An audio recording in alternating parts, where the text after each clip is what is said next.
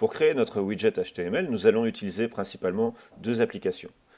Tout d'abord, Hot Potatoes, qui va nous permettre de créer des exercices interactifs.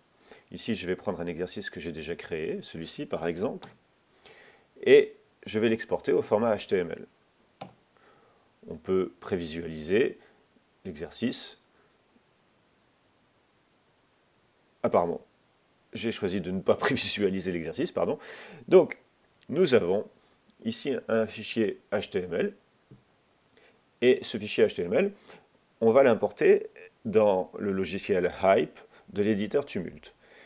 Ce logiciel, vous le trouverez par exemple en tapant dans Google Hype, Tumult, et vous arriverez sur le site de l'éditeur qui vous propose de télécharger une version d'essai, et il vaut mieux télécharger une version d'essai compte tenu du prix de l'application qui est quand même de 50 $. Ça peut paraître élevé, mais c'est vraiment une application pour laquelle je pourrais passer des heures à vous dire du bien. Si vous êtes enseignant, il y a quand même un store éducation. Et même si c'est écrit en tout petit, il existe bien, il est là, Education Store. Et vous voyez que le prix en euros ici est divisé par 2. Donc ça vaut vraiment la peine de faire cette acquisition. Sinon, contentez-vous pour l'instant de la version d'essai. Pour ce tutoriel, j'ai la version 3, la version bêta 3. Donc si vous l'achetez, vous n'aurez que la version 2 pour l'instant. La bêta est publique, hein, si vous voulez l'essayer. Donc, voici comment les choses vont se présenter. On va choisir de définir la taille de notre scène, qui correspond en fait à l'écran de notre iPad. Et on nous propose d'ailleurs plusieurs tailles de scène, web, iPad. iPad, c'est ce qui nous intéresse. On va choisir le paysage plein écran, ce qui correspond à ce qui est en général utilisé sur l'iPad avec iBooks. Voilà.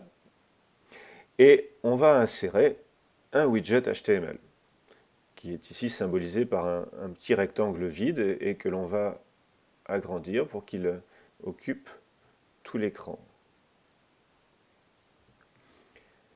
Il y a un petit crayon ici, et c'est là-dedans que l'on va récupérer le code que nous a fourni Hot Potatoes. Pour ça, je vais le récupérer dans mon logiciel Coda, qui est un éditeur de texte. Je vais faire simplement un copier-coller, commande A, commande C, et évidemment, commande V. Voilà, hop. Et mon exercice réalisé avec Hot Potatoes apparaît ici. Ensuite, tout ce qu'il me reste à faire, c'est d'exporter cet exercice au format widget dashboard iBooks Author. On peut lui donner le nom que l'on veut et on voit qu'il porte l'extension WDGT. C'est ce qu'il nous faut. Je l'ai enregistré sur le bureau et je vais simplement glisser cet exercice dans un livre fait avec iBooks Author. Voilà, glissons-le. Et pour s'assurer du bon fonctionnement de l'exercice, il faut cliquer sur Aperçu.